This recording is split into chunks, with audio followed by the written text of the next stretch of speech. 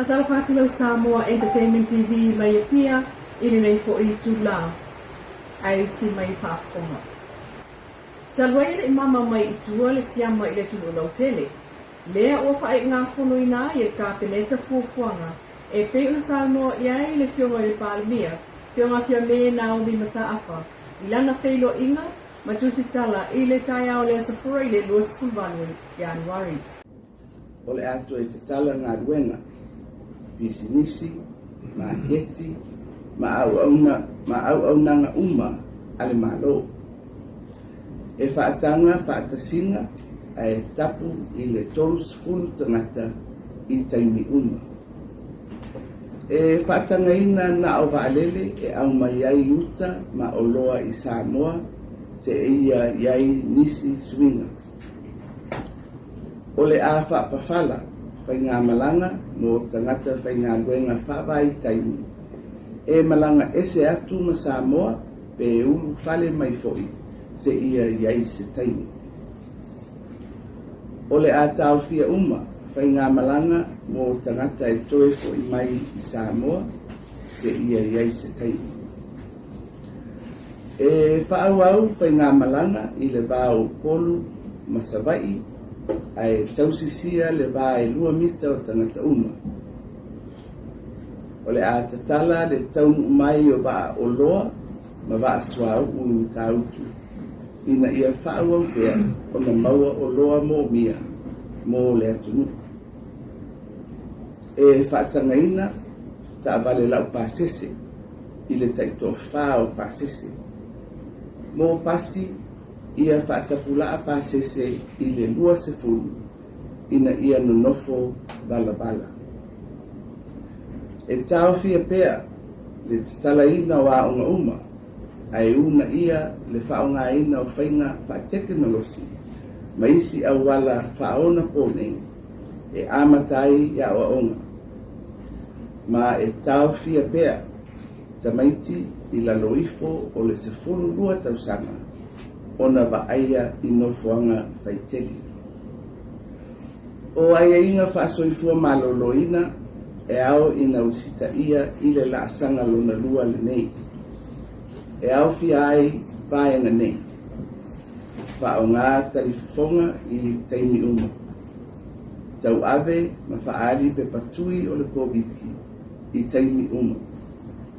E wha marusia le balabala o tangata e amata atu i le lua mita.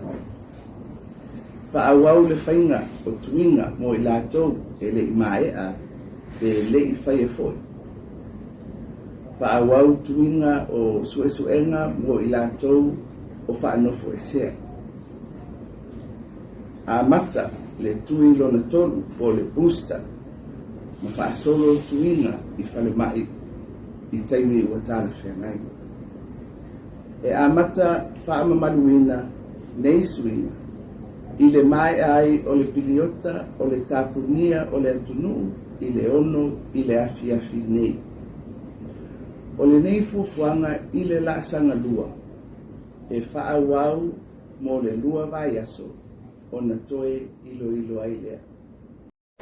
O le nganga whaafitai le na mawalunga i le pulenga o le mtanga luenga o leo ma whale puipui na ua singia.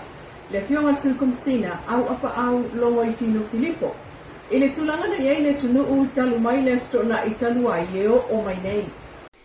Vale vango vole pole ma fafukai ya malu le kungo kusema la kunga ngolango fulize i famo no malu ya se fulize malu mo fia nei como budeu le na kofu le le ngale le fu ya le kalmo sono o vai mo fia ko fu i ta kupolo le lo malu e jombe o le pole ma fafukai kuma o le ma fafukai ma o le ese ya mo foi se o le mi o le pula ma le con le cosa que no mo y esa no era sobre o le fila o le no mo no fafukai no foi o fafukai no mo le si le muro e fa mo sa no la tamo que foi o belasco ma se ya O se tau fia fia mo le tunu mlanga I le vao motu sabai ima upoli.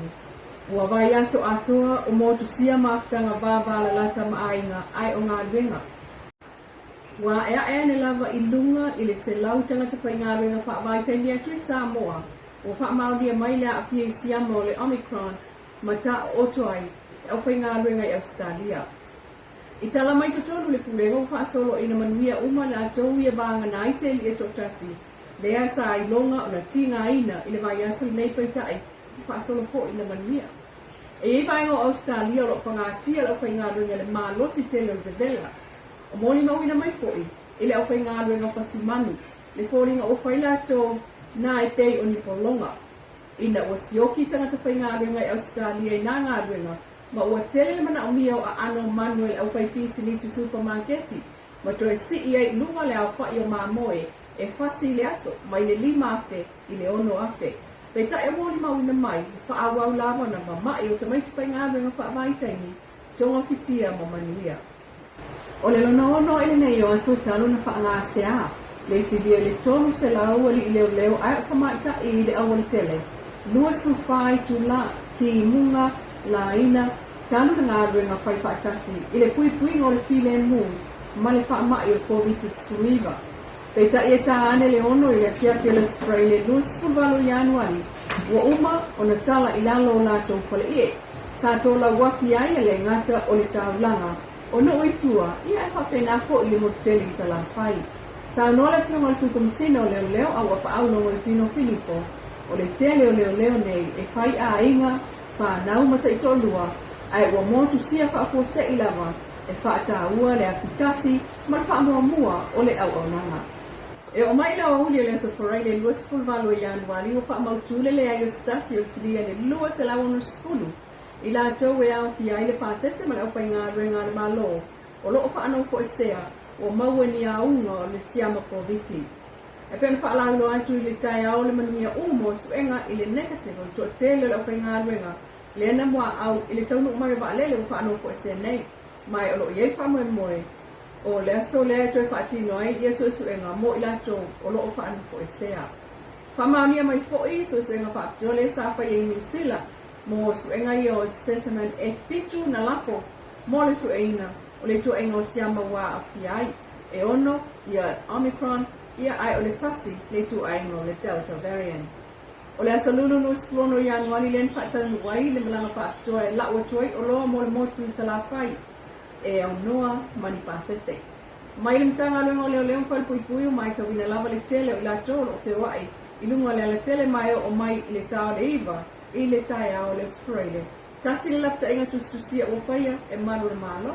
A iwa sulfitu la tonu whautua ina e usta ia ia inga o polo inga o le tapunia o Samoa au. Tanga luenga o leo whalpuipui se fulu ma le lua mo dianga tanu mai le asto na I lua o Januari.